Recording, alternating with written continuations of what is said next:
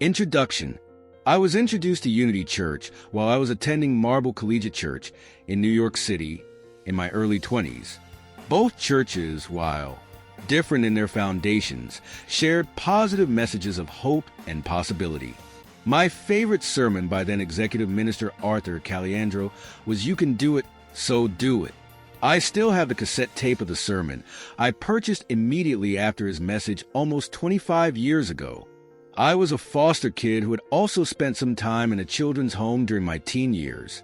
I had endured years of physical and mental abuse at the hands of my advanced degree professional parents, who simultaneously instilled in me that I was brilliant and capable and completely worthless and hopeless. This dichotomy resulted in a seemingly insurmountable challenge: to feel good about myself, to do something with my life, and make a difference. While I'm on this planet, I didn't have low self-esteem. I had no self-esteem and thought and acted accordingly. When I was exposed to personal development and the possibility I could do something with my life, achieved a vision for my life of my choosing, one that would mean something, I got a tiny bit excited way down deep inside. My first goal wasn't to have a healthy self-esteem. It was to not have bad self-esteem. If I couldn't feel good, at least perhaps I would be able to stop feeling awful. It didn't take long, only a decade or so, for the effects of my self-help practices to take hold. In addition to reading his books, I attended virtually every Tony Robbins seminar and listened to every tape program he offered. I discovered there were not only beliefs I could adopt about myself that were positive. There were actions I could take to improve my life. Practical, daily action. Steps I could do. And when I did them, they worked. When I got complacent or cocky and stopped doing them, lo and behold, they stopped working. This book is full of the actions I've been taking for years, actions I've turned into habits that have served me and those around me well. In fact, years ago, I had a small group of friends and clients begin doing their own magic money experiments.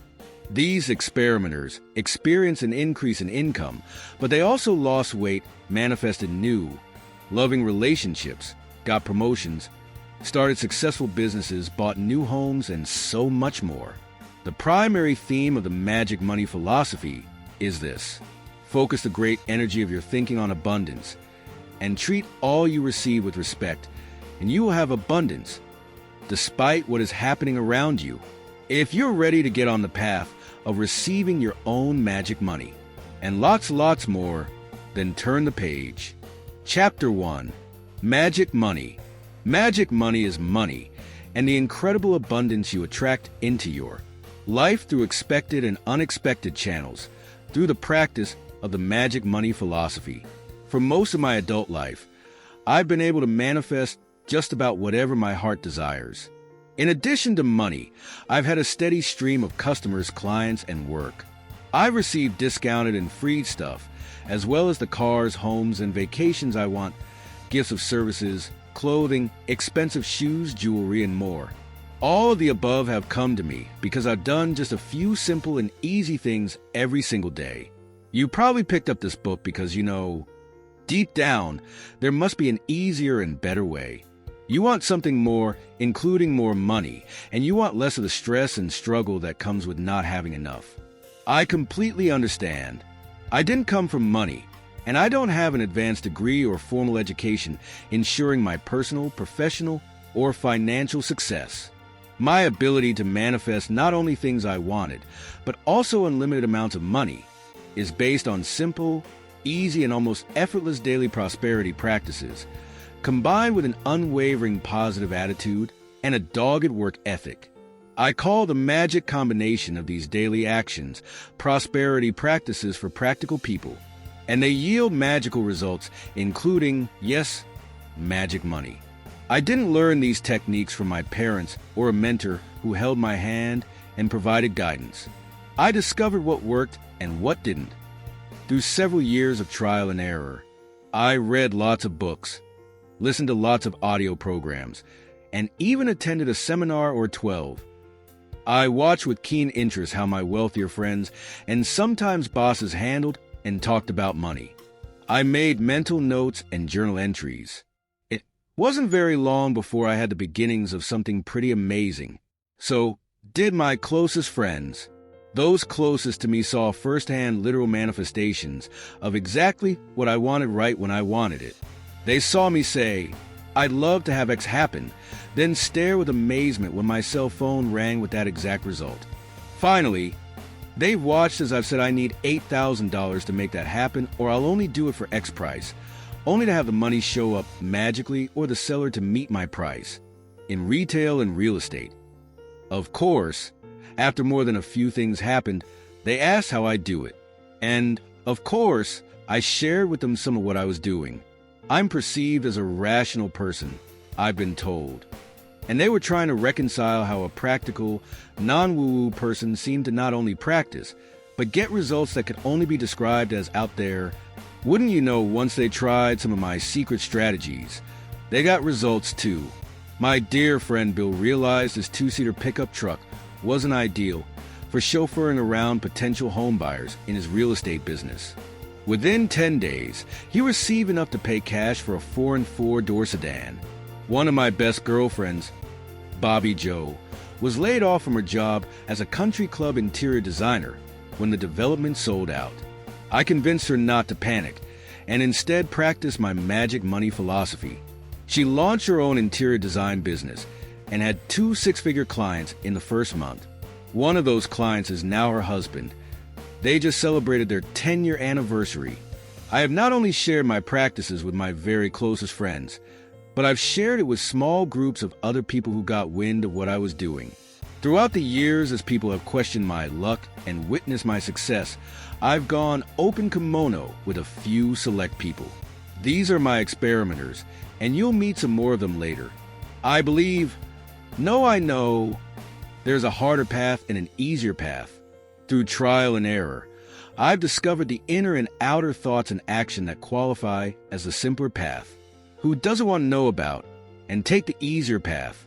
I know you do, or you wouldn't be reading this book. No doubt you picked up this book because A, I know you would love more money and abundance in your life. Who wouldn't? And B, you're a practical, hard-working person who would like the pragmatic formula that makes sense and works. My magic money philosophy is based on a simple principle. What you put out comes back to you. Said another way, what you radiate is what you attract, and how you treat money is how money treats you. Until you begin to intentionally and consistently tell the powers that be, whatever you call it, God, the universe, universal intelligence, or even your subconscious mind, what you want to have, do, be, create, and manifest into your life, and do the actions that work, you will get what you've been getting, good, bad, or indifferent. In short, you must focus the great energy of your thinking on abundance, and treat all you receive with respect, and you will have abundance, despite what is happening around you. I'll be talking at length about this in this series of short books. However, what magic money comes down to, in its most basic and purest form, is this. Mixed intentions cause mixed results, and one clear intention causes one clear result. You must set one clear intention to get one clear result, such as I desire to have an abundance of money. Everything I do is toward that one clear intention. Sometimes we feel confident, and not only put out confident thoughts and energy, we act with confidence. In return, we experience great results. Other times we doubt ourselves, what is possible, and act accordingly. It's no surprise we get awful results. By engaging in daily practices founded upon a positive thought and practical action process, you begin to get results immediately, usually within 24 hours, and will continue to get consistent results the longer you do this process. It doesn't matter what's been going on in your bank account, life in general, or business up to this point. With these simple practices, you can reverse and or accelerate your results starting today. If you want to fully and successfully participate in the magic money philosophy, you must decide right now that you're going to take control of what you think, say, and do with money, and suspend disbelief, and let go of every belief you have that money must come to you through specific channels, i.e., through your job/career, and think and speak about money in a positive way, and allow money to come to you from anywhere at any time, and believe that there's more than enough for you now and henceforth forever, and an abundance of everything you need is indeed on its way to you right now. Isn't it time for you to be open to receive all that you want out of life, including money and an abundance of anything and everything you want and need? I think so. Above is the mindset side of the magic money philosophy. There is also the practical action side of the magic money philosophy. You must also decide right now to be respectful toward your money at all times and spend your money with intention and purpose, and save your money with intention and purpose, and have fun with your money on purpose, and grow your money with intention and purpose. Being respectful, intentional, and purposeful in your treatment of each cent you receive, by whatever means, will cause money to be attracted to you from all directions. The money that comes to you will stay with you and grow. The money you spend will be returned to you multiplied. You won't have to spend as much money when you purchase goods and services, and you'll receive bonuses, discounts, and even find money wherever you go. What I'm describing might sound too good to be true, and I promise you it isn't. I will share every nook and cranny of my magic money philosophy to you. In this book, Beginning Magic Money, I will give you a fresh look at money and abundance as a whole. If you've been in a state of struggle and lack for as long as you can remember, jumping right into advanced techniques will only serve to frustrate you. I know from experience a gradual increase in prosperity consciousness has the best chance of sticking and will serve you just as it has served me. In the next book, Advanced Magic Money, you will learn advanced money manifesting and multiplication strategies. As your consciousness increases, so will your ability to earn, receive, and increase your wealth and abundance. By the time you are ready for magic money mastery, the sky will be the limit to what you can manifest, when and how. I'll help get you ready for a life of unlimited magic money and wealth and abundance. You might be wondering why I don't just have one book instead of 3. The answer is quite simple, and I alluded to it above. Too much too soon equates to failure. Trying to make huge leaps and bounds in your beliefs and actions can, due to lack of results, lead to frustration, discouragement, and eventually giving up. I know because I've done it myself, and those with whom I have worked closely have experienced setbacks and failed results for multiple reasons, which I will share with you in detail so you can avoid them. If you're like many people I know, you've tried manifesting and failed. You've watched The Secret, said affirmations, and visualized yourself silly. Me too. But I'm a pragmatist at heart, and once I combine practical practices with some of the more esoteric prosperity practices, that's when the real magic money happened. I promise I understand exactly where you're coming from, have been there myself, gotten out of it, and helped others do the same. I will hold your hand, give you a concrete plan and steps, show you that you are a powerful creator, and exactly how to put it all together. For you to make steady progress, you must be purposeful with your magic money practices. If that sounds fabulous to you, then kindly turn the page and let's begin. Chapter 2, The Beginning of Your Magic Money Life. It is the rare person who can go from barely subsisting to becoming a multimillionaire in 3 easy steps, all within 30 days. Thus the reason I started the Magic Money Philosophy series with Beginning Magic Money. What is possible for you is an abundance of happiness, success, and yes, money. The Magic Money Philosophy isn't all about the money. It is about abundance in every area of one's life. In fact, I believe money, like everything, is energy and can and should be used as a tool to help us to live the life we want to live. We should have an abundance of money, as well as an abundance of everything else we want and need. My very favorite thing to do with my money is to give it away. I do my very best to do good things with the abundance I have in my life. I also love to travel in style, provide a wonderful life for my family, and experience everything life has to offer. Having an abundance of everything you need and want, including money, is fabulous for a few reasons, and I'm sure you'll agree with every last one of them. Be your best, most generous and beautiful self. Be your most creative and contributing self. Be the best parent, son or daughter, friend, neighbor, and professional possible. Aren't you a happier, nicer, less stressed person when you have everything you need? Aren't you more generous, friendly, and joyful? I know I am. and the experimenters mentioned in the introduction vigorously agreed when I posed that question to them. Since introducing the magic money philosophy into their lives, if there's anything they can agree on, it's that more abundance equals less of what they don't want and much more of what they do. With enough magic money, you are free to live the life you may have only dreamed about before today. There are two equally important elements to the magic money philosophy, intelligently and purposely applied. You can go from straining and striving to abundant and thriving.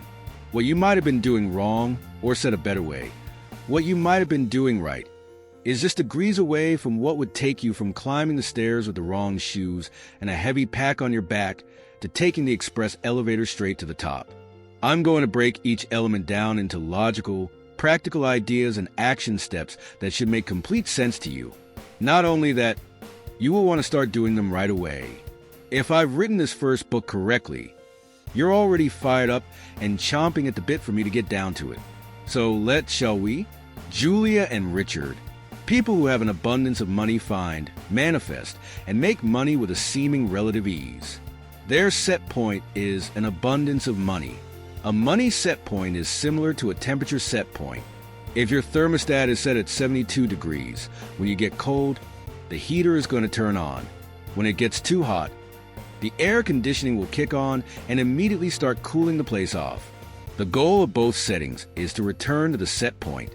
What's interesting about our money mindset set point is that it is, at least until we take control of it, run by our subconscious minds. If you are always struggling with money, a bit of reflection might reveal that while you sometimes have more money than others, you consistently return to your set point. When there's an absolute lack of money, you get nervous and do some things to earn more or spend less, or both. When you have more money, you might tend to be less intentional, or perhaps buy something now before all of the money is gone. This cycle will repeat itself for your entire life until you become conscious and make changes. Julia, one of my experimenters, reported that when she used to get her annual bonus, it was almost always gone within a few days. She felt compelled to spend recklessly, although she didn't consider it reckless at the time, until there were only a few $100s left. Having those several extra $1,000s would give her a feeling of freedom and excitement, but also stress and pressure. Because she wasn't comfortable with feeling freedom and excitement with money, she literally got rid of it as soon as she could. Then the stress would lessen, and she would go back to business as usual until the next year. Richard, another experimenter, had spent most of his life hoarding money, fearful he will spend his money wrong, and as a result, accumulated quite a bit of wealth. Yet, he lived in sparse conditions, preventing himself from experiencing the joy his wealth could bring to him and those he loves. Neither Julia nor Richard would be where they are today if they didn't. Take a hard look at their patterns with money, identify their set point, and make small yet significant changes in their thoughts, words, and behaviors. Because you're reading this book, I know at least one thing about you. You want more money. And now you know you have a set point that is probably definitely keeping you in the same place you've been, maybe for decades. I'm excited for what comes next for you because I had a similar experience with money until I got control of my mindset and started to maximize my money. Beginning Magic Money Mindset. You're here because money gives you anxiety. You live in constant fear you either don't have enough or you at some point, next week or someday, won't have enough.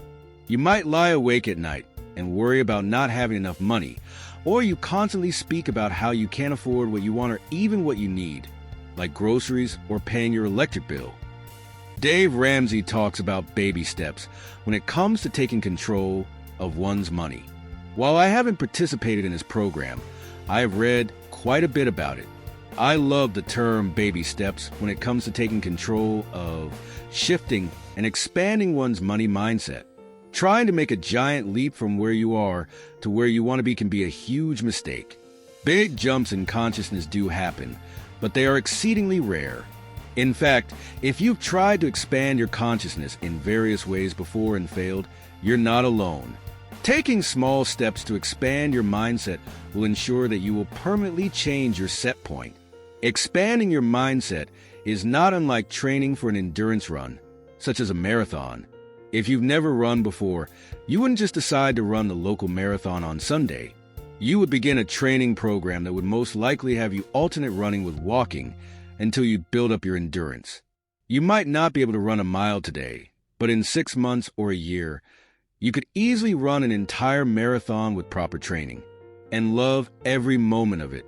Beginning Magic Money is the part of the program where you begin to expand your overall prosperity consciousness in small but not insignificant ways, permanently changing what you believe about money, how you think about it, and what you believe about it will simply mean you have more of it. In fact, you'll always have exactly what you need when you need it, with plenty left over. Money is like air, I promise you. You don't worry that the last breath you took is going to be the last of the air available to you, or that you might run out of air to breath. You just breathe. It's natural, you do it, and you don't think about it. To get to the point where money is like air for you, you must make some changes, some permanent, lasting, and enjoyable changes. Beginning Magic Money Maximization. In addition to your mindset, how you maximize your money is crucial, too. If you struggle with money, it is because you don't treat it with the respect it deserves. Therefore, it is not drawn to you. You might be repelling money, and that's such a bummer. There is more than enough money for you. When you know how to treat the money you receive, starting today, when you receive money, do you already know what you're going to do with it, or do you just play it by ear? I would guess you don't already know, or you wouldn't be in search of more of it. You would be at a point where you always have more than what you need, whenever you need it. If you live, at least a little, with a YOLO, you only live once philosophy, you might be tempted to splurge when you should save. You might take your money life one day at a time. While each feels good in their own way, they also come with a side of guilt and a huge helping of long-term stress. In addition to thinking, speaking, and believing differently, and dare I say better, about money, once you begin to receive, spend, save, and grow your money with the respect it deserves, you will find money comes to you from multiple sources in increasing amounts on a daily basis. Read that paragraph again, because it is important. I didn't say you had to work harder. In fact, I didn't say anything about work at all. Having more money, having magic money, is sometimes connected to work, and lots of the time it isn't. But I'm getting ahead of myself. I want you to start getting, keeping, and attracting more money today, and that means it's time for Chapter 3, A Magic Money Mindset. If the thought of money is like air is a lot to take in, I get it. Many of the original experimenters recoiled at the idea of attracting magic money and manifesting abundance. To them, it sounded big and complicated. It also sounded impossible. I showed them how to gradually increase their money mindset until they reached the manifesting money is easy stage. Because the only way I got to a place of unlimited magic money in my life was by taking tiny steps and having incremental growth. I introduced them to changes in what they thought and did that would incrementally increase not only what they thought could happen, it also influenced what did happen. Look, your world, your financial world, won't change until you change. Your life today reflects the person you are and have been up until now. You take small steps and keep taking them, and ultimately, you will arrive at your intended destination. The little things you do begin to yield little results, and eventually your results, the amounts of magic money that come to you, get bigger and bigger and bigger. The magic money philosophy consists of 7 distinct steps, and I've already shared them with you. This time, I'm going to break them down one by one. Number 1. Take control of what you think, say, and do with money. This step is a big one. That's why it holds the first position. When you think about money, smile, because money is good. When you speak about money, say awesome things such as money is awesome. I love money, and money loves me. I always have more than enough money. Money comes to me in increasing amounts every single day. Before you get all, I do not love money, and this lady is crazy. Relax, Sparky. No, you probably don't love money like you love a good cheeseburger, or your wife, or kids, or anything like that, although there's nothing wrong with that. You love money because of all the great things it allows you to have, do, be, give, and create during this magical ride we call life. Everything you do every single day is supported in some way by money. Money paid for the door you open and close to leave and return home. It pays for the cell service you need to text your kids to tell them you love them. It was used to make the roads you use to go places. Money is around us everywhere, and I think it's amazing. You want money to love you because when money loves you, it comes to you in spades. Every single day. You can't live as though you're already receiving an unending stream of magic money until you are. Doesn't it make sense, then, that you do with your money is just as critical to your long-term wealth and abundance as what you think and say about your money? Number 2, suspend disbelief. If you look at an expensive watch, car, or home and can't conceive of the fact that you, too, could have them if you wanted to, you must suspend that disbelief, because anything you want can be yours. It just might take some time, so be prepared to take the time it takes. Keep your negative belief suspended until then, while you're replacing it with a better one. If you think those who own expensive items and have an abundance of money are bad in some way, you won't end up staying in the flow of magic money if you manage to get there in the first place. Money doesn't make someone good or bad. I believe money, like alcohol, makes someone more of who they are. If someone is a good person, more money will help them be better and do more good. If you're a good person, having more money will allow you to do more good in this world, for yourself and others. Make sense? In fact, it is wealthy individuals who fund charities and social programs in which they believe. You can do more good in the world with the wise use of your magic money than you can from staying in a state of lack and limitation. But first, you must let go of any belief you have that separates you from your magic money. Which leads us to number 3.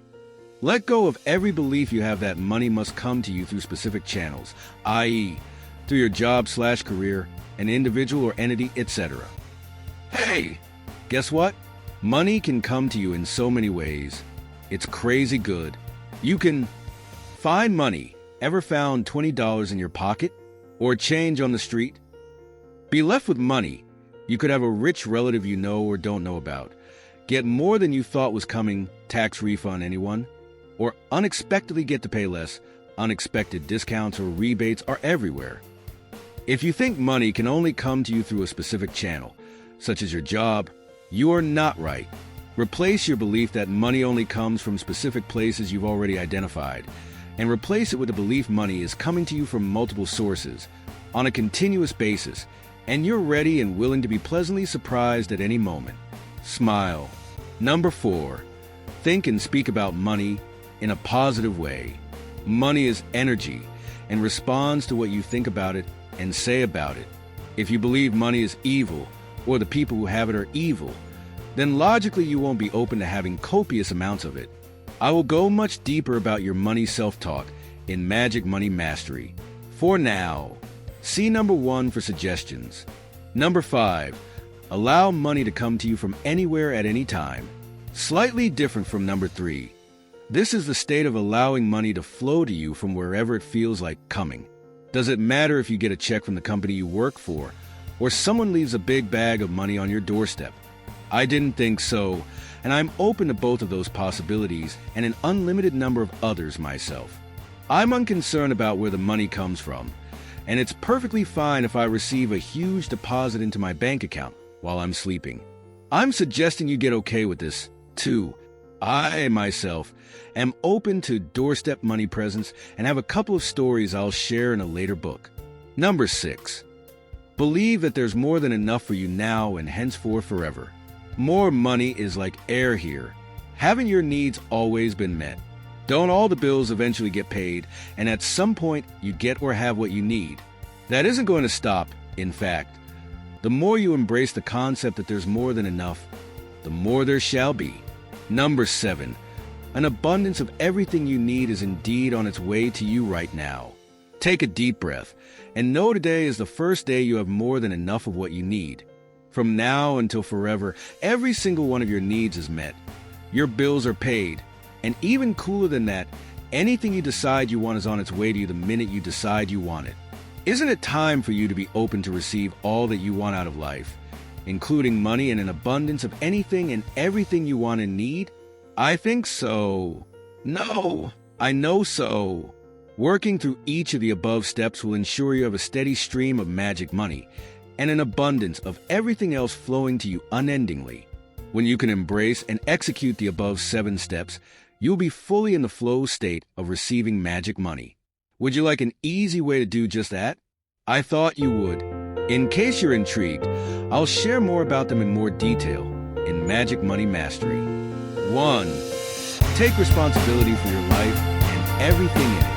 What you radiate is what you attract. The way to radiate on the super high magic money frequency is to own every good thing about your life and every not so good thing and be perfectly okay with it. If your life rocks or sucks in any way, own it. From here on out, recognize you have chosen each one of your circumstances and take back your power by deciding to choose differently with intention and purpose to create a life that's better than ever before.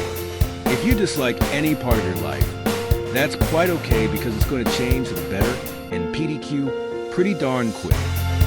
Focus instead on all the goodness that surrounds you and be grateful for it. More on that in a minute. But first, 2. Stop complaining, criticizing, and finding fault.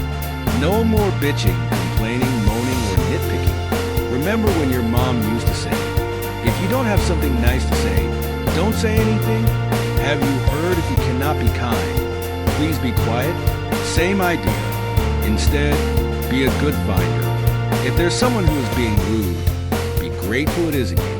Be thankful for the reminder of what it feels like to be on the receiving end, and be extra careful to be gracious and kind. If you must offer constructive criticism, come from the place of offering information the other party might want. 3. Keep a magic money journal.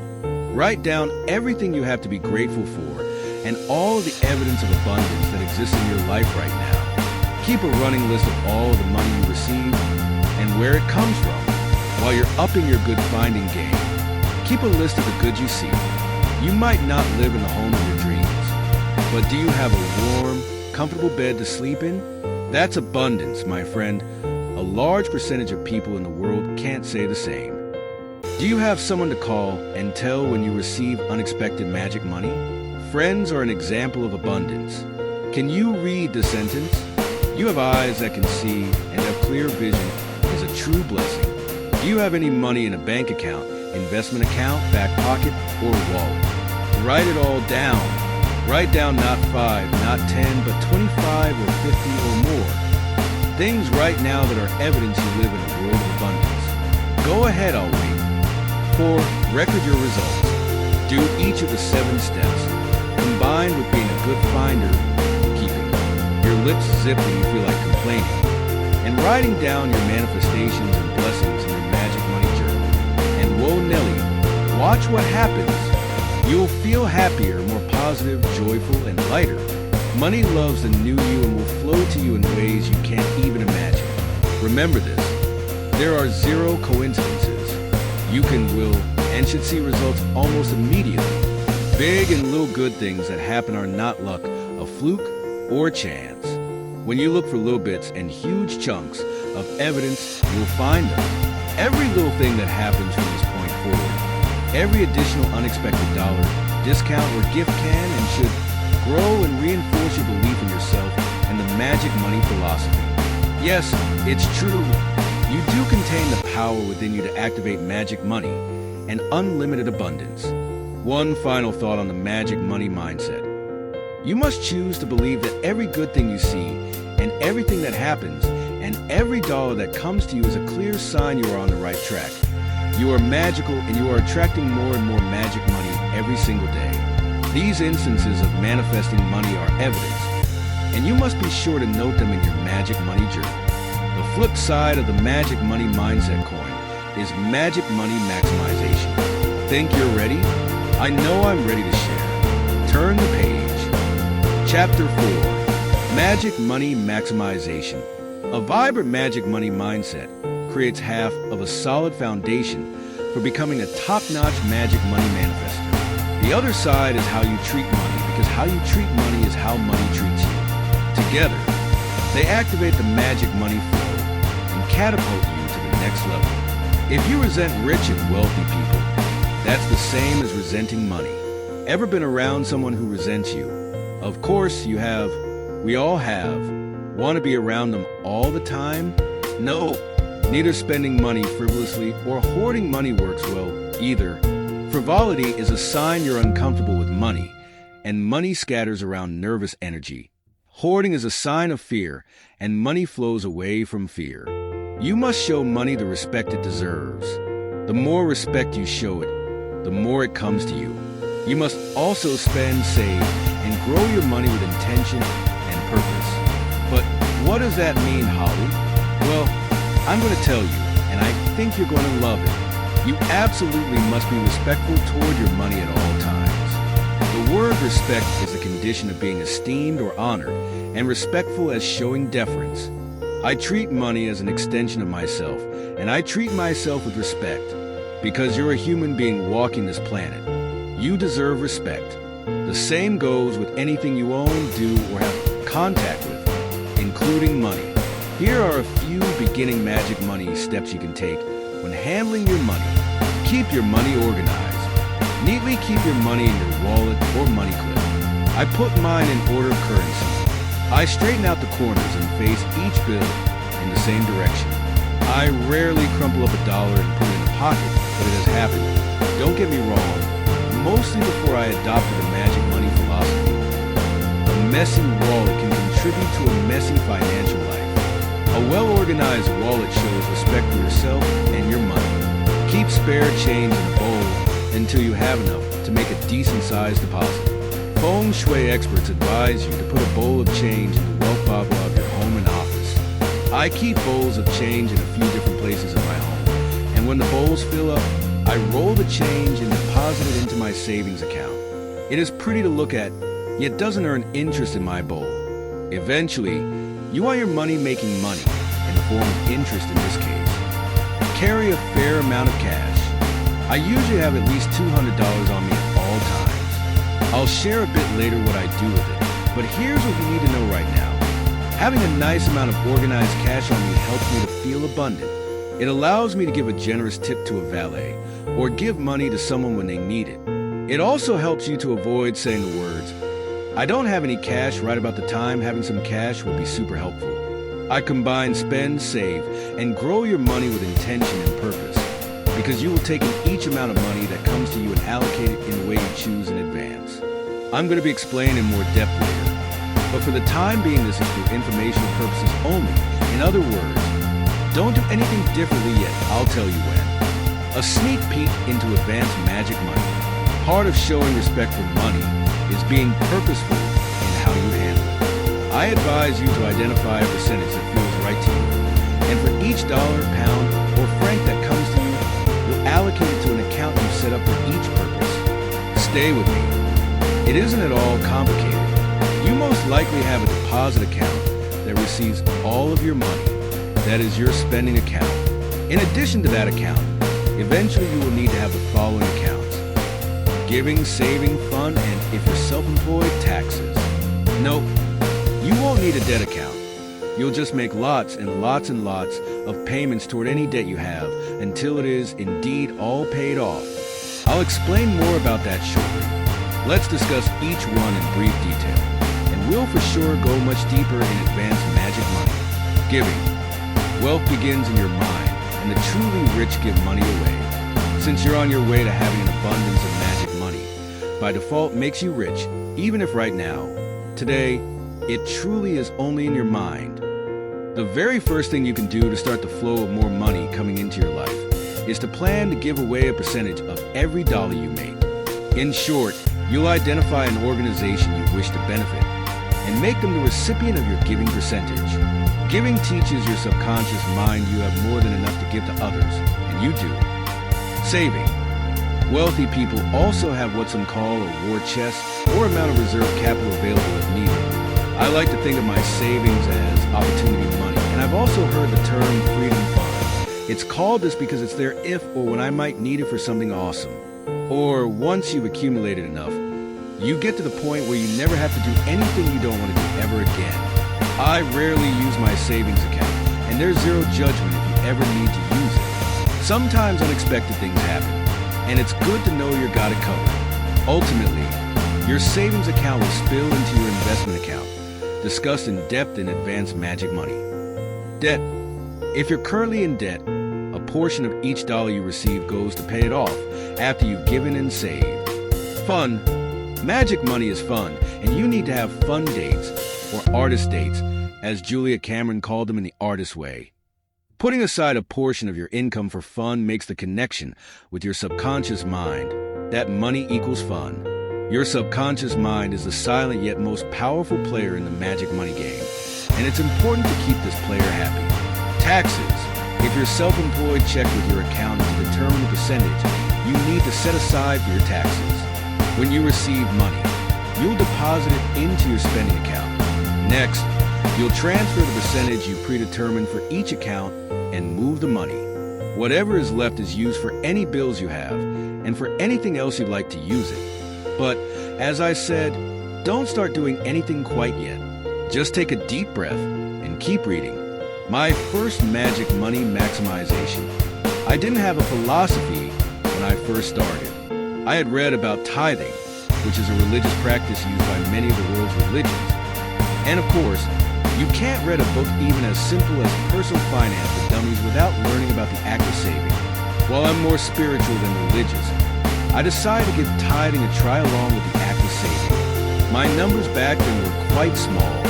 At the time, I was making about $185 a week after taxes, had $700 in credit card debt, which might as well have been $1 million, no savings and no other assets. I didn't even really know about investing back then, but this was nearly 30 years ago, so don't be too hard on me. The next check I received, I gave 10% or $18.50 and moved $18.50 into my savings account. I remember it distinctly because it was the first time I had ever tithed or given money away, and it was also the first time I had ever put money into savings. I was maybe all of 21 years old and had been on my own for several years. Both concepts were new to me, and what did I know? Practically nothing. I took the advice I heard and read, and more than 2 decades later, I can say engaging in these practices is one of the top 3 best things I've ever done. After giving and saving, I had $148 left for the week.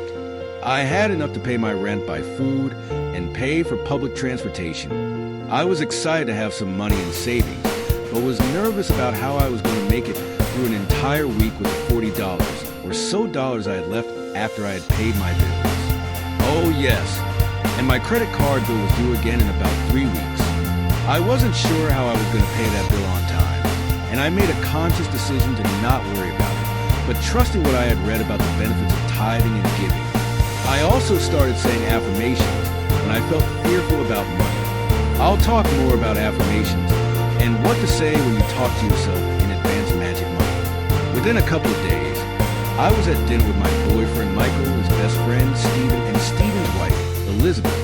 Elizabeth just happened to be looking for a temp for her office who could type fast and was proficient in Microsoft Word on the Mac.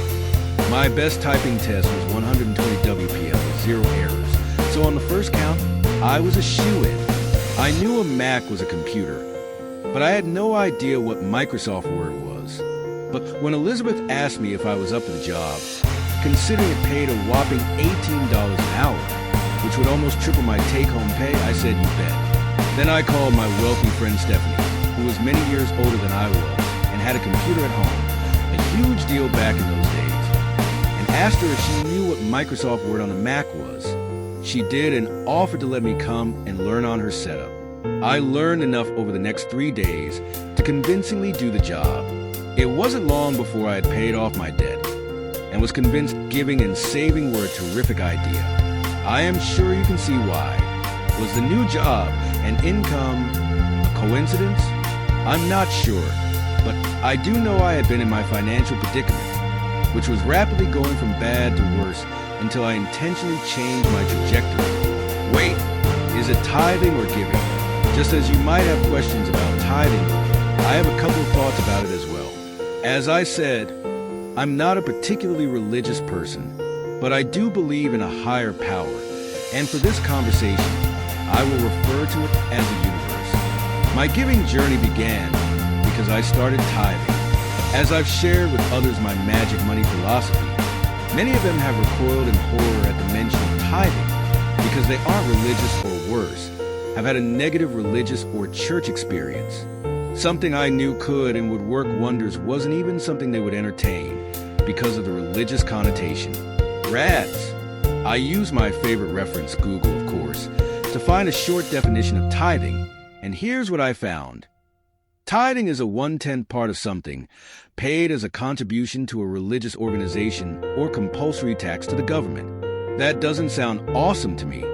And if I were just reading that definition for the first time back when I first started, it would have sent me running and probably screaming in the opposite direction. There are scriptural references in the New Testament, and most religions talk about and encourage tithing. If you are a religious person, then you might already tithe or have tithed in the past. But if you're still a little skeptical, don't give up on this quite yet. Stay with me. I promise the results you'll get will be worth it. I did some thinking and upon reflection, realized tithing was just another word for giving. I searched for something that could help me create a bridge and help people keep an open mind. Catherine Ponder has an affirmation. My giving makes me rich. I think Mrs. Ponder would agree with me that it doesn't matter what you call it, either tithing or giving, it is a good practice. Whatever you call it, do it. Here's why. The act of giving reinforces to your subconscious mind you do have more than enough. If you can easily part with 10% or even 1% of your income, then you can easily and quickly manifest more to replace it, right? When it becomes a matter of habit, rather than something you must convince yourself to do, you step fully into the magic of magic money. Once you've gotten to the place where an automatic 10% flows out of your account, just imagine tipping the valet an extra $10. You will know you've activated a channel of magic money right to your wallet. But before I get too ahead of myself, there's something else I must share with you. I'm going to be completely honest with you, mostly because I have no reason not to, and I recognize transparency on my part to provide both hope and information you definitely need. I haven't always stayed on the program and in the magic. My first husband, Sam, about lost his mind when I tried to tell him about tithing. He was vehemently against it, and so for a time, I didn't do it. Immediately after we got married, he was the sole breadwinner for about a year. That year was the hardest, most stressful, and poorest of my life. Because he made the money, he directed the spending, and he definitely had not been introduced to the law of attraction, tithing, saving, or an abundance mindset. We were miles apart in our thinking. And while I had the answers at my fingertips, because before we married, I had been practicing magic money for about 3 years, I deferred to Sam. I shushed my intuition and my knowledge, and therefore I suffered. We suffered, unnecessarily I might add. When I got tired enough of the suffering, I picked up one of my favorite books from before I had met him. There's a list at the back of this book. And make the life-changing decision to resume tithing. Sam was gone a lot with his job, and that meant I oversaw the finances. I knew tithing and saving would work, and I figured our financial situation couldn't get any worse. By this point, we had spent our way through most of my savings, and we were well past my line of feeling comfortable. While asked for forgiveness, not permission, isn't necessarily the best personal philosophy, that's what I decided to do. Within a few days, I got a call from someone I had previously done some work for, who asked if I was willing to do a bit of traveling. I would earn several $1,000s in a week's time. Thank you, 7th grade typing class. That money gave us some breathing room, and I recommitted to my giving and saving practice. Once we got into the flow again, I didn't look back. I also stayed in charge of the finances. And you'd have thought I would have learned my lesson and stayed with it forever and ever until the end of time, right? Well, no, not exactly. What's unfortunate is it took several periods of lack and limitation to convince me to commit to forever until the end of time to give and save. When I have in the past stopped giving, I've also stopped saving. Eventually, my savings account would be empty, and I'd have to start over. Before you even get started, I have one important piece of advice for you. Once you start, keep going, and you won't have to start over. Magic money distribution. As you can probably guess from my example above, I suggest a 10% contribution into each account. In this example, we'll use the round number of $1,000, giving $100, saving $100, fun $100, debt $100. That leaves you with $600. Use the remaining money to pay bills, buy groceries, and put gas in your car. You might notice it doesn't leave you with much, but I promise you if you stick with it, you will see results. You will turn on the flow of magic money. Within a short time, you'll notice that your income will increase and your bills will stay the same or decrease. You will have released the magic, and now you're on the receiving end of an abundance of magic money, and so much more. You might be doing the math and thinking, no way can I live on 60%. Can. Not. I get it. There's magic in this, which is the fun part. We're going to get into what seems like an ice-cold pool very slowly.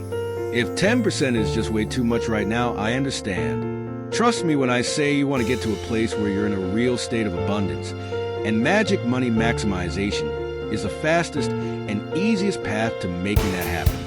You might need to start at 5% or even 1%, and that's perfectly fine. With 1% to each account, that is $10 for each account, leaving you with $960. A contribution of 5% or $50 leaves you with $800. Whatever percentage you choose, make a commitment to stay engaged in the process until you start to see results. Once that happens, you won't ever want to stop. This I can guarantee you. You might need to economize or budget to stick to the program. Take a lunch from home, ride the bus, or minimizing your cable bill might be an option. If up to this point you've been living at more than 100% of your income, you will have to earn the trust of your money and yourself. It is worth it to work both sides of the magic money coin by getting your mindset and your magic money in order. I don't like the word budget any more than the next guy, but let's face it, you won't engage any magic until you get honest with yourself. There's a lot about the magic money philosophy that is fun, and once you're fully in it, you won't have to budget for the most part. But I am a very pragmatic person, and you can't expect to do what you've always done and get something different as a result. Regardless of the percentage you choose, as I've said, once you've made the decision, you must commit 100%. No matter what, you'll allocate your money immediately as soon as you receive it. You might be tempted to keep it in your spending account, but don't. Allocate that money just as quickly as your little fingers can log onto chase.com. You're staying in the flow of abundance, and you don't want to interrupt the flow of magic money, right? Trust me on this one. When to use your savings and spend that fun money. You have these two fantastic accounts that are accumulating money from the very first day. If you call your savings account your freedom fund because of the fabulous feeling having an abundance of money in reserve feels, you'll feel equally as delighted about the money in your fun fund. You might be wondering when it's okay to use those monies. Your savings account should remain untouched while you use the money in your fun account with all the joy and enthusiasm you can muster to have fun. Your savings account is your freedom fund. The purpose of the savings account is to provide long-term financial freedom. You should only dip into it in the event of a bona fide emergency.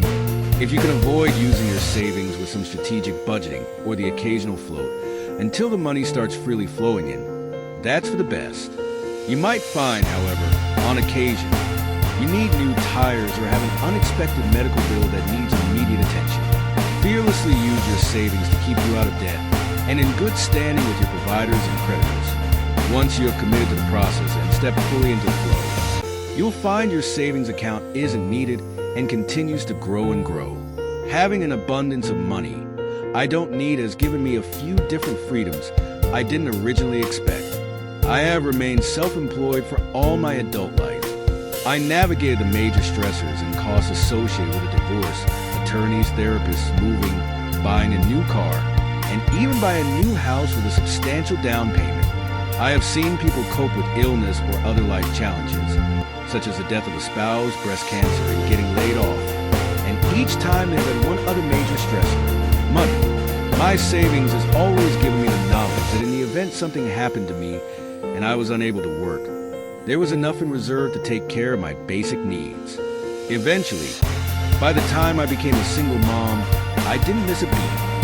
I knew I had enough to take care of myself and my daughter no matter what happened. Not forever, but for long enough I could figure out something without stress, strain, or worry, and without a significant downsizing of our lifestyle either. Multiple streams of magic money income. This book isn't about making more money per se, but I feel compelled to mention one strategy one I've employed over and over throughout my working life. And I think it might be a light bulb moment for you. It was for me. You have probably heard of multiple streams of income, yet when people talk about it, they don't really explain what it means.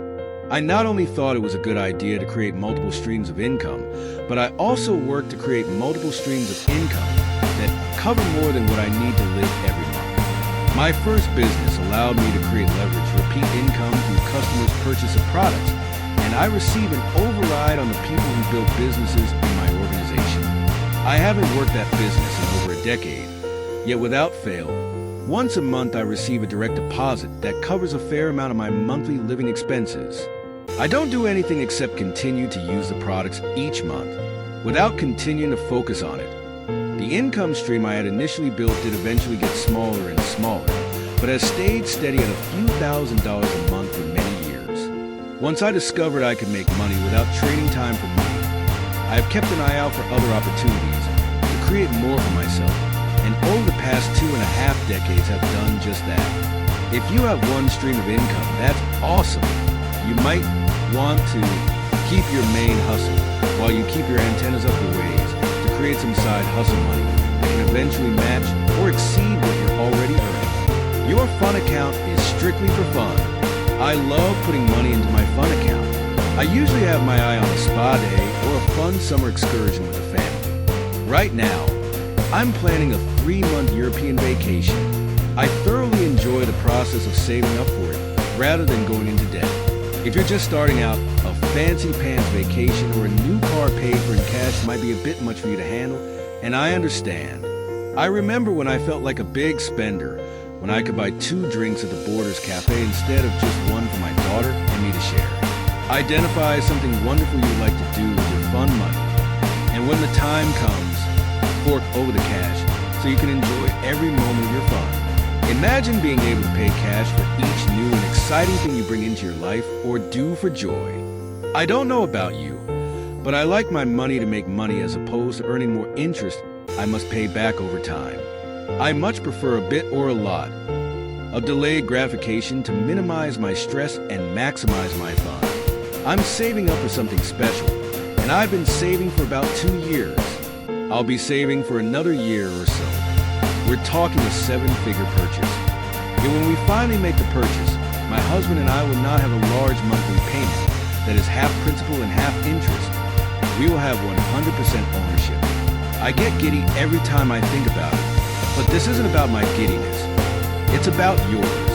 I want you to have lots of fun, joy, and giddiness in your life. And I want you to have some as soon as today. You might choose to open a fun account, throw some money in there, and decide to get a massage or manicure or pedicure right now, which might be a very good idea to get you on the magic money train right away.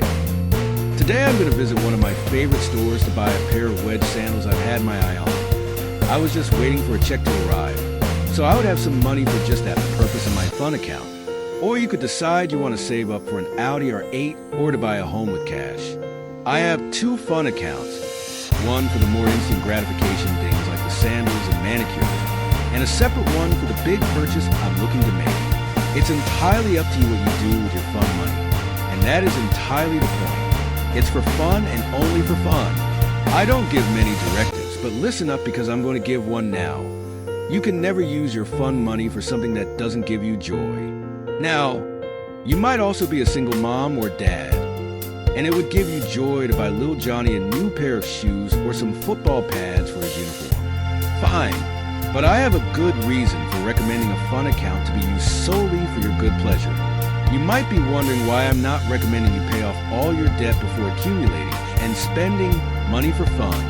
It's purely psychological, my friend. All budget and no play makes your lizard brain pissed off, and rightly so. Part of the reason money gives most people so much stress is not only because there never seems to be enough, and money is also supposed to be very serious. We're so busy trying to make money and figure out how to spend it just right, so we have just enough, or even a bit more than enough. We miss the opportunity to think about it as a tool we can use to make our lives, and the lives of others, so much better. When you set aside and use a portion of your income, earnings, manifestations, gifts, and money you find to have fun, your subconscious mind equates money to being fun. The bonus is it will work on your behalf to get more of it. We are wired for fun, frivolity, and even some occasional instant gratification. Shift your brain from thinking money equals pain to money equals all sorts of shenanigans, and you will be able to walk with delight as it flows into your life as never before. Make sure you hear me now. Using your fun money for fun will work in your favor to help you get, keep, and have more money both now and over the course of the rest of your life. Fun doesn't have to be a 5-star trip to a foreign land. No, fun can be something simple, like a movie with popcorn and candy and soda, or a massage, or even a picnic in the park. I remember when my weekly fun outing was a trip to the bookstore with my daughter. I didn't yet have enough money to buy the magazines I loved to read, and would much rather have read with a cup of tea on my couch. But the bookstores had them. I thought it was rude to show up and not buy anything.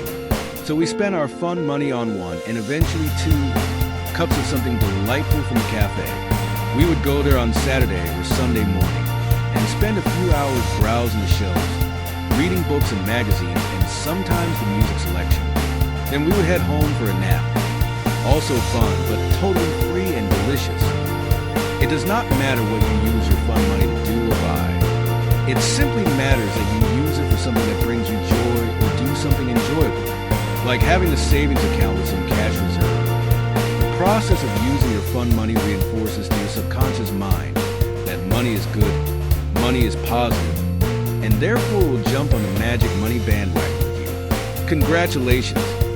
You have learned the basics of the magic money philosophy. Now the time has come to put it into practice and begin to create your own stream of magic money. It's time for you to take what you now know and turn it into something you do. Are you ready? Let's get this party started. Chapter 5, Your Magic Money Experiment. Knowing what to do and doing it are 2 entirely different things. As I've mentioned, I have practiced the magic money philosophy like a boss at times, and at others, not so much. Without a doubt, I can say a commitment to a consistent practice is anyone's best bet in the long term. But you're not me, and if I were you, I might still be a tiny bit skeptical. Or perhaps you are down with this theory in theory, but you will believe it when you see it. And you want to see if it will work for you. Fair enough. Whatever you're thinking right now, the only way to know if it works is to see if it works, right? Right. For the next 30 days, you're going to do your first magic money experiment. Many of my experimenters found attracting magic money and manifesting for themselves sounded big and complicated. Yet doing the same for someone else or a cause they believed in was something they could easily do. To that end, I suggest you identify an amount of money you will most likely manifest or attract for someone you love or a cause close to your heart. It costs $50,000 to build a home for a grateful family who read Building Together. A donation of $1,000 can feed and clothe a foster child for a month in most states in the U.S. There are countless legitimate charities or organizations you can land your focus on and support. Or you might have a friend or relative dealing with a life-threatening illness, and additional monies could lead to peace of mind as they focus on their treatment. Your first magic money experiment. The first part of your first experiment is to identify the amount of money you want to provide to the organization or person of your choice. Now write that number down and set your intention that amount of money will show up at the perfect time, in the perfect way. In case you're wondering what set your intention means, stay with me. I'll circle back to it shortly. There are 4 additional action steps in your first experiment, and they are simpler than you might think. For the next 30 days at least, do these 4 things. 1. Take responsibility for your life and everything in it. You are not a victim. There is no one to blame for anything. The choices you've made up until today have brought you to where you are today. Good, bad, or indifferent. Ultimately, there is no good or bad. It just is. Accept every aspect of your life, including and perhaps especially your financial situation, just as it is. Look, you may have been a victim of someone else's naughty or plain old evil behavior. Nothing you can do about it. Just look at it, think to yourself, that's interesting, and then get on with your day. Ultimately, there's nothing else you can do, is there? Write this statement of responsibility in your Magic Money Journal. I take full responsibility for my life and everything in it. 2. Stop complaining, bemoaning, or bellyaching. No more criticizing. Not even a tiny bit of gossiping, backfence talking, or scuttlebutt discussing. If you don't have anything nice to say nothing. If you're having a tough day, or someone has been particularly unkind to you, resist the urge to light them on fire and repeat to yourself and anyone who asks, everything is working out for my highest good, and I can't wait to see what happens next. 3. Grab a blank journal and christen it your Magic Money Journal. In your journal, keep a running list of everything you are grateful for or could be grateful for if you were paying closer attention. You live in a world of massive abundance, and your job is to notice it, notate it, and be grateful for it. Make it a point to add to it every day, at least once a day. Magic money flows to the person who lives in a constant state of gratitude for gratitude. It's just another way to describe the state of abundance. Write as many things down as you can every day. Whenever you feel doubt, lack, or fear, write at least 5 things down. And walk around your home. Touch the objects you own and be thankful for them. Magic Money Accelerator. Write thank you notes. The fastest way to turn the Titanic around is to make a list of anyone you can possibly think of who has done anything even remotely nice for you. Your neighbor gave you a cup of sugar. You heard from a long-lost client and got to spend some time catching up. You received some unexpected money. All good reasons to bust out a thank you note. 4. Watch for and record your results. Receive unexpected income for work you've done. Write that down. Get a new client or customer out of the blue. Put it on the list. An unexpected check arrives in the mail. Write it down. You find money on the sidewalk. Yup, that's not only a positive result. It is also a sign you are on the right track. It is the universe giving you a nod and a wink. Smile to yourself and write it in your Magic Money Journal. That's it. That's your first Magic Money experiment. At the end of 30 days, you should have a notebook with pages slapped full of things for which you are grateful.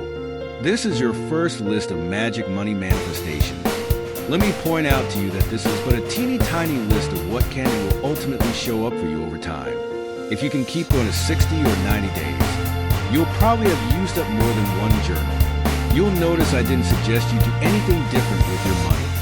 While I've told you about the process of allocating your money into different accounts, don't engage in the practice until your second Magic Money experiment. You will find it in Advanced Magic Money. Let me remind you it is important to get your thoughts right before you take any outward action. Small steps, remember? Yes, you could read Advanced Magic Money and do all of the things, and you would probably get results so fast your head would spin. But again, if you're like most people with me, you want to wade into the freezing cool water 1 inch at a time to make sure I know what I'm talking about. Alright, let's get back to that woo term I used a bit earlier. Setting your intention. Setting your intention for something may sound like a big deal, or frankly something that tree huggers and bark eaters do. I've found it to be just about the easiest thing I do. Well, breathing might be easier. Setting your intention is another way of saying making an ask, or simply asking. I use phrases such as, it would great if this happened, or wouldn't it be nice if, or I'm going to need this to show up for me. There are 2 basic steps. 1. Think it or set it and forget it. 2. Receive it. The only thing in the physical world I could think of that easily equates to setting an intention, which can be considered metaphysical or spiritual, depending on how you look at it. is ordering from Amazon. I need a food scale. I go to Amazon, select a food scale I like, click Buy Now, and because I'm a Prime member, the scale shows up in exactly 2 days. I don't worry that my order wasn't received and check back a dozen times for the status. I order and forget about it until the nice FedEx man bangs on my door to let me know he's left a package. In this case, the package is my scale. Setting your intention is a lot like ordering from Amazon, except you don't have to have a credit card on file. At first, you'll wonder if it's that easy, and I can promise you it is. The more you practice it, the better you'll get at it. You can build your muscle by intending to see a car you'd like to own, and eventually, you'll intend to own it, and you will. But like I said earlier, if you just intend to own a brand new Tesla and you haven't already built your intention muscles, you're most likely going to fail. Start with something small. I started with I find money everywhere I go. Finding spare change is something I've done my entire life. I wanted to increase the number of times, so one of my first intentions was to find money everywhere I go. And every day, it worked. To this day, I absolutely find change, and sometimes dollar bills, everywhere I can't not find it. I can't leave my house to take out the garbage that I don't find random change in the driveway. I visited someone's house for the first time yesterday, and lo and behold, picked up a few coins off the floor and handed them to my host. My family just laughs a little at me, mostly with glee, because on a recent mall outing, I found 31 cents after we parked and were walking to Starbucks. On our way back to the car, same little stretch of concrete in the aisle where we parked, another quarter. It isn't a lot, but it's every single time I leave my house. Every day, without fail. Sometimes I even find it in the gym where I work out. Author's note: during the editing phase of this book, I reread this passage, then went to the gym. 57 cents on the treadmill. I can't make this stuff up. I'm sure you can see why I suggest you adopt the same or similar belief and set that same intention. I find money everywhere I go. After you've been finding money for a while, you'll want to expand your belief and intention. Once I had finding money handled, I decided to move up till I receive money every day. Now, I receive a direct deposit into one of my accounts every single day. Yesterday, it was $8.58 from something I had sold online. The day before, it was $90 from one source and $3,000 from another. Most of the time, I simply don't know where the money is coming from, and I don't worry about it. I always have an abundance of money coming to me from multiple sources on a continuous basis, and so can you. Remember, every single great thing that happens to you is a sign from the universe you're on the right track. The money that comes to you, the discounts you receive, unexpected raises, and random $20 bills you find in your coat pocket are confirmation your experiment is working. By keeping track of every one of them, by collecting the data, it will add up to incontrovertible evidence you should keep going. Are you ready for what's next? Be sure to complete at least 30 days of the first Magic Money experiment before you move on. You might be wondering how you'll know it's time to move on to advanced Magic Money. Here's how you'll know. 1. A positive outlook and attitude is your default setting. You rarely complain about anything. And even when things go wrong, you believe they contain within them the seeds of something awesome. 2. You feel optimistic about your future. You feel like maybe for the first time, your struggle has come to an end. 3. Your life is reflecting your new positive outlook back to you. You see abundance everywhere you go, and you are grateful for all of it. 4. You see inklings of how powerful you truly are, and you receive money from unexpected places and find money in unexpected spaces just about every day. When these 4 are true, it is time for you to move on to advanced Magic Money. I'll be waiting for you there. But before we both go, I have a few more words we want to take in. Chapter 6. Consistency is magic money gold. Trying to stick to a program forever is tough. In the past, I've been on a diet, and just when I was almost at my goal weight, something happened. Once, it was double pneumonia. Another time, I had an emergency surgery that left me unable to work out, or watch what I ate for a couple of months. Thankfully, I was at a point where I had fully stepped into the flow of magic money, so I could focus on getting well. All the while, all my needs were met. My point is, right now, you may be 100% committed to practicing the magic money philosophy, and at some point, that number might drop to 70% or even 30%, or maybe even 0%. And that's okay, mostly. I can almost promise you one of two things are going to happen. And heck, they both might happen. You'll get in the flow, pay off your debt, have a big bunch of money in your freedom fund, be saving toward that big fund you have in mind, and be earning and receiving more than you ever have, more than you need. You either decide to, or a little bit over time, stop practicing the magic money philosophy, or something happens to knock you off course. You abandon the practice for one reason or another, and suddenly you find yourself right back where you started. How do I know this? Yup, I've been through them all. I've been off the sauce more than a few times, for reasons I shared at the beginning of this book. And I can promise you I won't ever stray from my practices again, because I know they work. Because I don't really like to work hard, and because I don't want to break the stream of magic money. In the past, I've gotten too big for my britches. I convinced myself I had mastered the craft, so I could stop giving. I figured I didn't need to write those 4- and 5-figure tithing checks. I'd just hang on to the money for myself.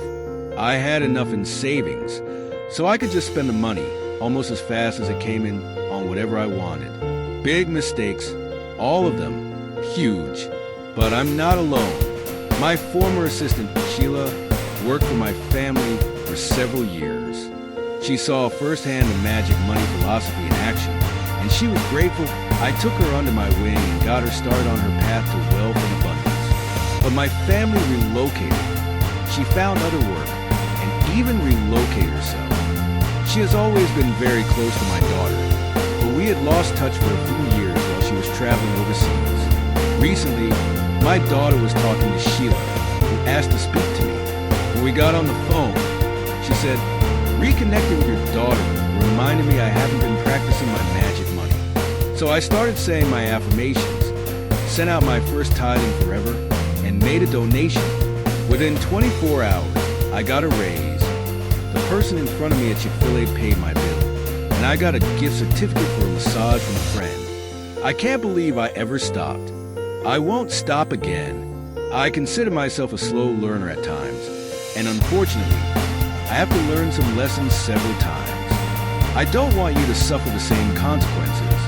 I've gotten complacent, thinking the flow wouldn't stop, even if I didn't keep up my end of the bargain. I have given in to fear, mistakenly thinking if I held on to the money, I would be okay. What has struck me and stayed with me is the fact I have always prospered and had an abundance when I allowed money to freely flow from me and to me.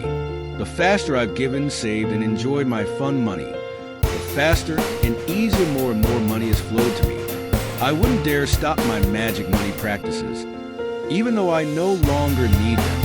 I simply don't want to halt the magic. I've learned through trial and error and needless suffering. What happens when I take a break from the magic money practices? They take a break from me, but it's not only me.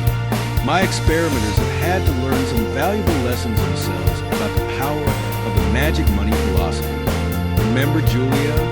She got off to a brilliant start by changing her thoughts, words, and actions around money. She adopted a positive mental attitude and immediately started making more sales and earning more money. She seemed to have a new, fun result every day, and within a few months had accumulated more money than she'd ever had in her possession in her whole life. So what did she do? Well, you might be tempted to do in the same situation. She got complacent and stopped doing what worked.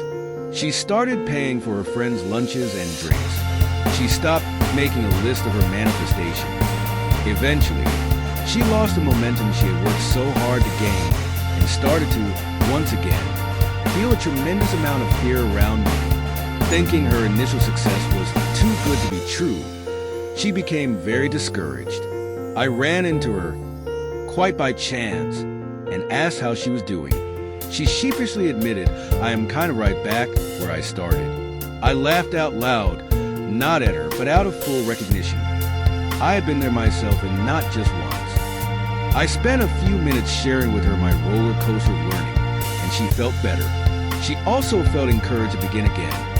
And wouldn't you know, within 24 hours, the results have started to happen again. The good news is your abundance is on the other side of your intention. It is just waiting for you to wave the checker flag, signifying it is A-okay to show up. So, on the off chance you stop doing your magic money actions and the flow seems to turn off, I promise it will only last until you start them up again. I want to share a little more of Richard's story with you too. You'll remember he was very reticent to spend any money at all. So while he had accumulated a significant stash of cash, he rarely treated himself or his wife to anything. They lived in the house Richard grew up in and inherited in his 20s. He drove a 10-year-old car with more than 150,000 miles, as did his wife. And they never took vacations. Just like I recommend taking consistent tiny steps when it comes to expanding one's money consciousness, I also suggested Richard get used to the idea of spending money. He didn't need to make an intention to receive more money. Although, check it out, kids.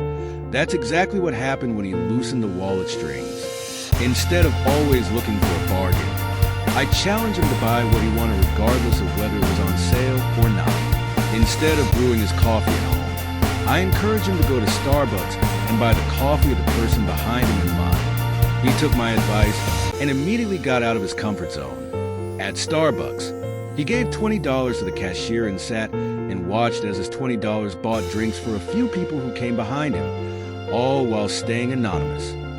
He's always wanted to go on an Alaskan cruise, but felt it wouldn't be a wise way to spend his money. He went ahead and booked the trip and started to get excited about it. He told me every time I spent the money, I had a moment of tightness in my chest. But then I saw how appreciative others were just for me buying them a $3 coffee. And my wife, she is so excited to go on the cruise. It's been so long since I've seen her so happy and excited. But here's the best part. The very day he started these practices, he received a raise, a whopping 20% raise. This is particularly interesting timing because his company had been on a hiring, promotion, and raise freeze for the past several years. That evening, he took his wife out for a steak dinner at a 5-star restaurant and tipped the waiter 20%. As they were about to leave, the restaurant brought each of them a $50 gift card to use the next time. The next day, he called me with all of the news and concluded by saying I've spent my entire life afraid to spend any unnecessary funds, thinking I was doing the prudent thing. Little did I know I was missing out on so much joy, and also the abundance that flows back in response to my joy and generosity. You can bet I won't waste one more minute. In the past decade, I'm happy to report Richard and his wife bought a beautiful home, brand new cars, and traveled the world first class. He has continued to practice magic money and enjoyed every moment. When I told him I was writing this book, he said, "I'm so glad. I can't wait to give copies to my friends and family. They think I've just been lucky, but they have no idea how lucky I've been and why. I'm looking forward to sharing the gift of magic money. I hope you are, too. I hope you have enjoyed beginning magic money. When you complete your first magic money experiment, grab a copy of Advanced Magic Money and take your abundance and prosperity up a notch.